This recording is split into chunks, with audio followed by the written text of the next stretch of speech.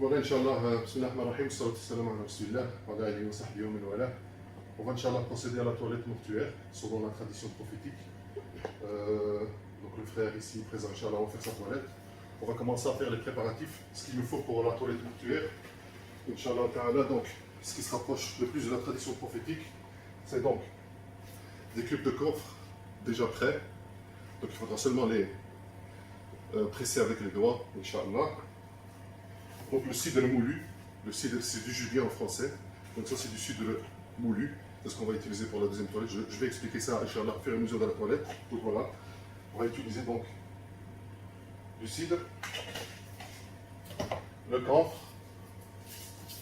ce qui vaut à la troisième toilette et la dernière.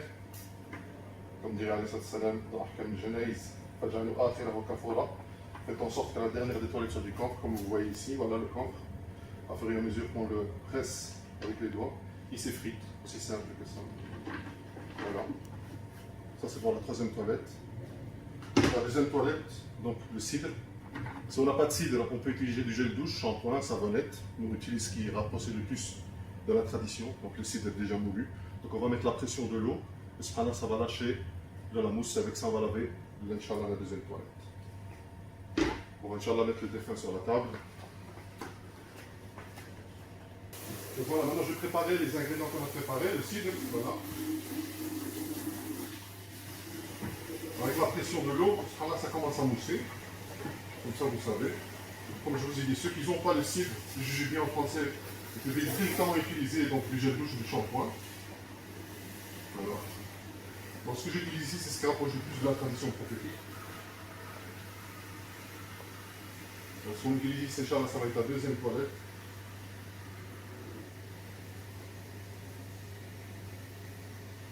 Donc la procédure de la toilette mortuaire, on a mis le défunt sur la table, donc le labo, la table d'autopsie. On a dénudé de ses vêtements. On a protégé, donc la protection de ses parties intimes pour l'homme, c'est du nombril jusqu'au genou. Pour la femme qui lave les femmes, c'est du cou jusqu'aux chevilles. Donc la femme n'a pas le droit de laver la femme, poitrine à l'air, genou à l'air, tibia à l'air. Donc c'est vraiment du cou jusqu'aux chevilles. Donc ça, les femmes qui lavent les femmes savent.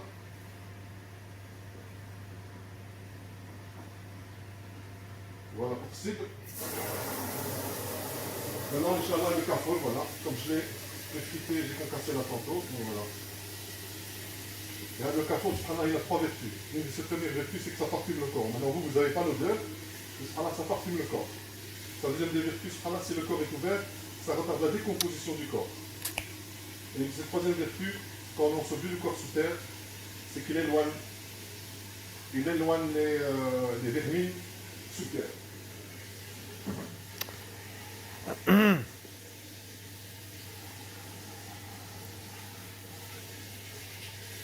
Donc je vous ai expliqué par rapport à la sutra. Alors, par rapport à la sutra, la première toilette, c'est quoi la procédure? Inch'Allah, donc on la step, la femme du cou jusqu'aux chevilles. On fait la première des étapes, c'est l'istinja, donc les parties intimes, comme pour la prière. Comme pour la prière. Ouais. Voilà, on a préparé donc, notre matériel. Maintenant, je vais vous expliquer Inch'Allah en seconde mesure. Voilà.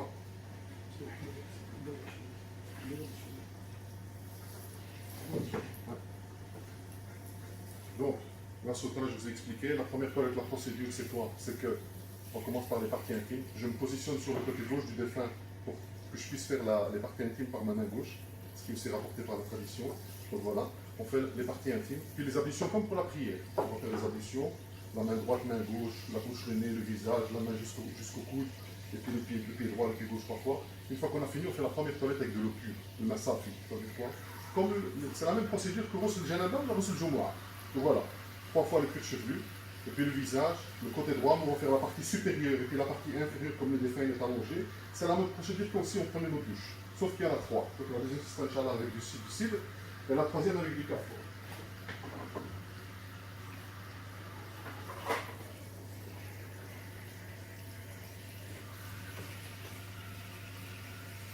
Donc voilà, on utilise un gant de toilette, par respect pour le défunt, donc on n'a pas le droit de toucher cette partie intime directement avec nos mains.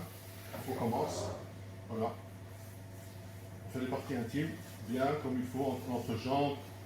Ces parties intimes sont postérieures, on regarde le gant, donc il n'y a rien qui sort Donc c'est bon, on peut s'arrêter là. S'il y a quelque chose qui sort, on doit, donc mon assistant ici, il doit relever le corps et moi je dois obstruer avec la ouate. Donc il n'y a rien qui sort de l'orifice anal. Mais comme là il n'y a rien, machallah, donc on commence. Bismillah, les ablutions. On prend la main droite.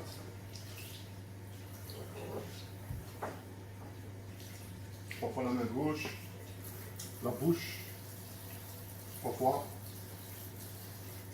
Le nez 3 fois. Le visage. Voilà.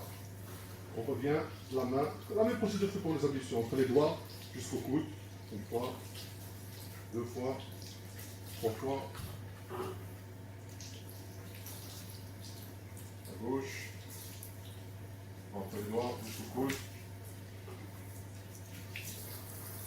Comme pour la prière, on revient sur le cuir chevelu, les oreilles intérieures, extérieures. Et puis on fait les pieds, donc entre les doigts, 1 fois, 2 fois, 3 fois, pied gauche, entre les doigts, 1 fois, 2 fois, 3 fois, jusqu'aux chevilles. Hein, jusqu'aux chevilles. Maintenant on a fini la première procédure donc, des ablutions. On va commencer la première toilette, le massage. On malaxe 3 fois le cuir chevelu, gauche, droite, voilà. Mon assistant il vient, il me suit avec l'eau, donc quand je suis à la droite, il vient à la gauche, quand je suis à la droite, il vient avec moi sur la droite. On part sur le visage, voilà, la barbe, c'est bon le coup. Donc, partie droite, les aisselles, l'épaule, voilà. Moi je lui lève maintenant la protection, ce bras, comme ça il continue, dans la même trajectoire, jusqu'en bas au pied. Maintenant je lève, la procédure, comment on lève l'épaule, on met le bras à l'intérieur pour que le bras ne tombe pendant la toilette. Donc, je prends l'épaule et le bassin. Je fais un mouvement circulaire vers moi. Voilà, comme ça lui puisse faire maintenant la partie de droite inférieure, donc du côté du dos. Voilà, je dépose le défunt avec tout le respect qui se doit. Maintenant, je fais la partie du gauche, donc les aisselles, le bras, il va me lever ce bras, la protection. Voilà. Continue, c'est bon. Après, ils vont me lever le corps. Comme ça, je fais la partie gauche en interne. Voilà, la partie inférieure du côté gauche. Voilà. C'est bon. C'est bien. On a fini la première toilette. La même procédure. Avec la deuxième, on va utiliser du cidre, du jujubier. Si on n'a pas de cidre, comme je vous ai dit auparavant, on peut utiliser du shampoing, du gel douche, et ainsi de suite. Donc moi je fais un peu rapide, hein, parce que c'est l'expérience qui parle, mais vous, vos défunts, vous pouvez les faire à votre aise. Allez, le ressort.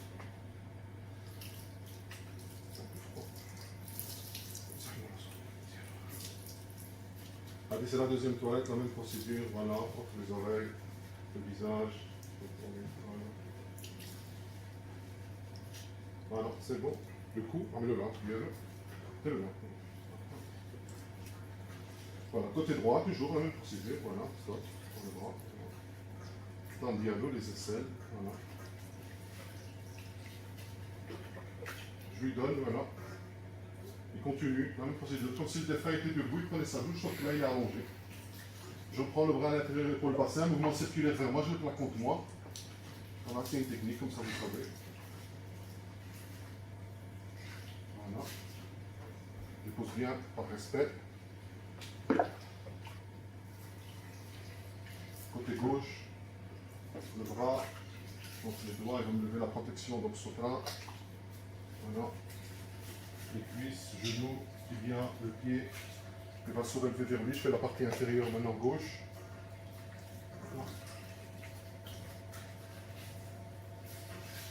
Voilà. Donc vous voyez, on a fini la deuxième procédure. La deuxième étape de la toilette, c'est cidre. Maintenant, si on avait utilisé du gel douche ou du shampoing ou du savonnette, on doit rincer le corps. On fait un rinçage, qui n'est pas considéré comme étant la troisième toilette. Mais puisque là on utilise des produits naturels, donc cidre, comme le carrefour, donc on va utiliser directement la troisième toilette qui est avec lui. Comme je vous ai dit.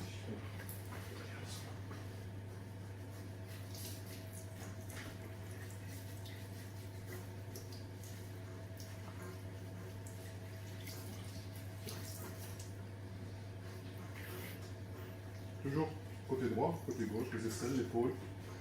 Voilà, on a une procédure entre les doigts. Je lève le sotra, donc la protection. On n'a pas le droit de voir ses nudité, comme je vous ai dit, à part s'il y a quelque chose qui coule de l'orifice anal. Je prends le bras, l'épaule, le bassin, mouvement circulaire vers moi. Comme ça, il fait la partie inférieure de droite. C'est la même procédure, voilà. Je dépose lentement, par respect. L'âme n'est plus là, mais le corps est là, on doit le respecter comme s'il était vivant.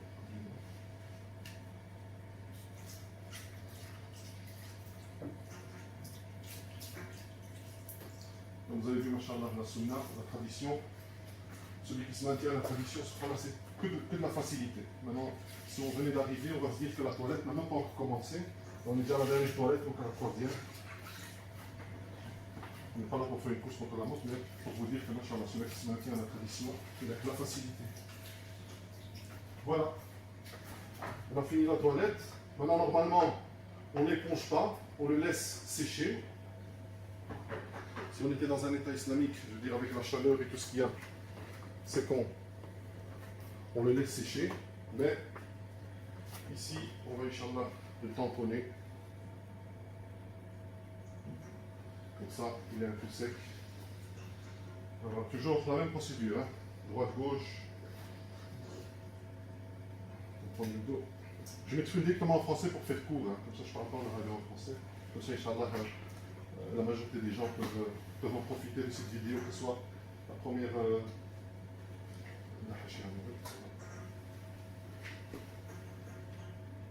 La première, c'est pour les gens de confession musulmane.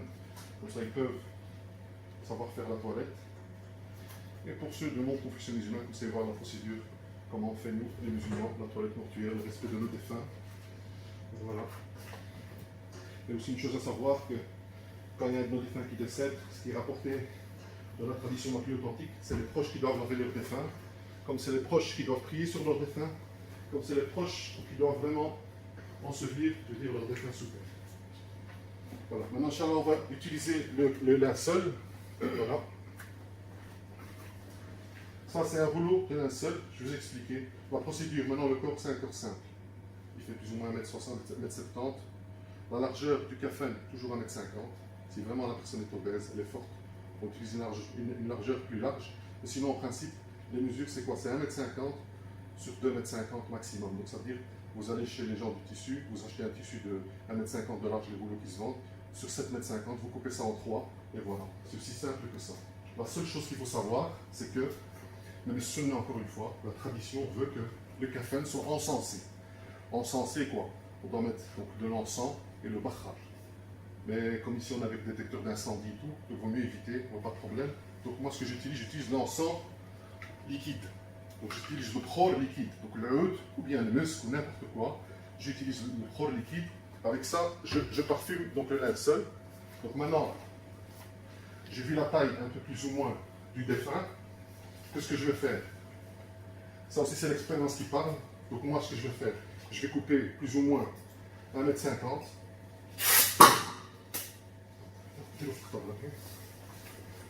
En 3 parties, ça aussi c'est la tradition. Donc 3 étoffes bien distinctes pour les hommes. Il y a une section qui dit 5 parties pour les femmes, mais on va s'arrêter à 3 parties pour les hommes comme pour les femmes. Il y a qu'à faire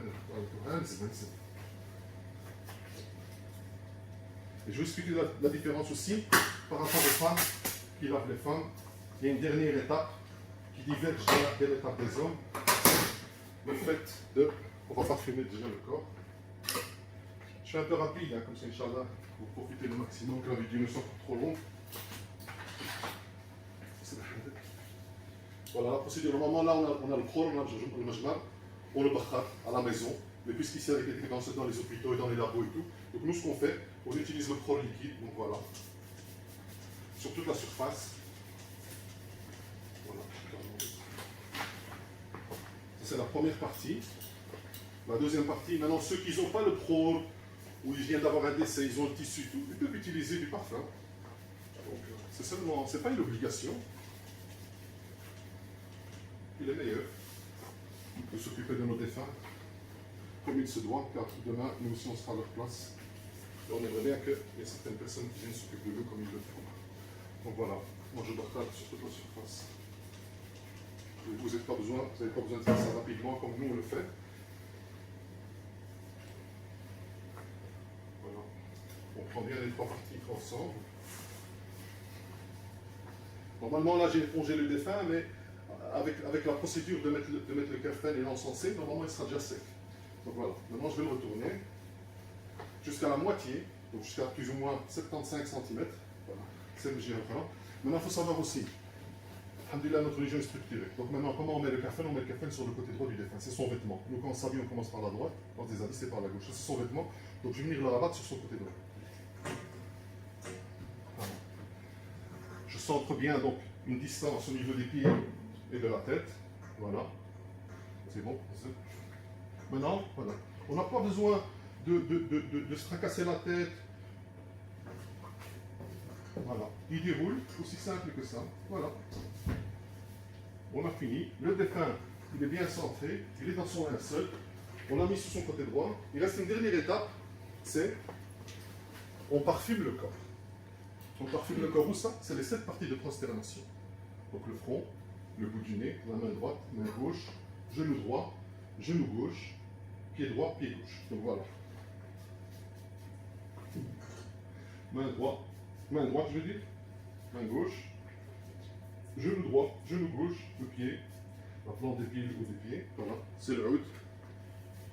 Maintenant, la différence avec les femmes, c'est le linceul, il est le même, sauf la sutra au début, donc elle doit être protégée du cou jusqu'aux chevilles. Et la différence qu'il y a avec les femmes, c'est que si la femme, la défunte qui est morte, elle a des cheveux, assez de cheveux, donc celle qui lave, elle doit lui faire des tresses au niveau des cheveux. Comme le prophète sallam, il a en disant, il faut lui faire des tresses à sa fille. Donc, ce qu'on fait maintenant, la femme, elle doit faire des tresses. 3 tresses. Donc, une sur le côté droit, une au milieu et une sur le côté gauche. Et une fois qu'on fait ces tresses, on les rabat. Donc, on fait les tresses, on les rabat par-dessous la tête.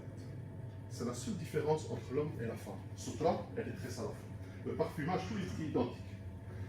Comme il y a 3 étapes, on rabat la première. Donc, là, la sutra, on a jusqu'à la dernière étape. On n'a pas le droit dans ces parties intimes, comme je vous ai dit. À part en cas de nécessité vraiment absolue. Donc voilà, on va l'embaumer comme s'il se doit. La sutra, comme vous voyez, jusqu'au dernier instant. Voilà. On rabat maintenant le côté gauche. Voilà. La même chose, côté gauche, on vient compresser les pieds ici. Voilà, tac. La deuxième partie, la même procédure. Pour les femmes ou pour les hommes, elle est identique. Côté gauche. La dernière.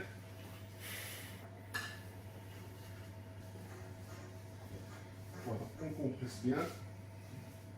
C'est comme si on lui taillait un vêtement. Voilà. Il n'y a pas de pli, il n'y a rien. Maintenant, ce qu'il y a, une dernière petite chose à savoir, c'est que on doit mettre les petites cordelettes, les petites bandelettes. 3, 5, 7, 9, ça dépend. Donc 3. Une au niveau de la tête, une au niveau du bassin, une au niveau des pieds. Moi, je vais la mettre symboliquement, mais je vous explique pourquoi je ne vais pas la mettre. Voilà. Donc on fait une bandelette ici, on fait le nœud, une au milieu, on vient avec celle du milieu ici, au niveau du corps, au niveau du bassin, on fait un nœud, on ferme, et puis la troisième, ici, au niveau de la tête. Donc on vient, on ferme, on fait un nœud ici au niveau de la tête. Les bandelettes, pourquoi on les met? On les met, leur sagesse, c'est quand on porte le mort sur le brancard, sur le mahmel, pour que le kfan ne s'ouvre pas. Mais il faut savoir, la tradition, elle veut qu'une fois qu'on a enseveli le corps sur terre, avant de remballer la terre sur lui, on doit dénouer les nœuds. Mais comme ici on est en Belgique, et le corps va partir dans son cercueil, parce qu'il veut être rapatrié dans son pays d'origine, donc on ne met pas les bandelettes. Parce que qui va les dénouer dans le cercueil? Il n'y aura personne, donc on ne les met pas. Maintenant, s'il y a des familles qui veulent retirer le cercueil au pays, on les mettra, mais ils prendront la responsabilité de les retirer une fois qu'ils ont ouvert le cercueil. Et si jamais ils n'ouvrent pas le cercueil, voilà. Sinon, si c'est une inhumation locale ici en Belgique, là on met les bandelettes, comme ça, Inch'Allah, quand on va le retirer, on va l'enterrer directement dans le sol, dans la terre, et là, avant de fermer la tombe, on pourra diminuer. Maintenant, je ferme bien son visage, comme ça vous voyez. Droite-gauche, droite-gauche, droite-gauche, droite-gauche, comme je vous ai dit. Une bandelette ici, et voilà. La toilette mortuaire est clôturée. الله يتقبل من الجميع والسلام عليكم ورحمة الله وبركاته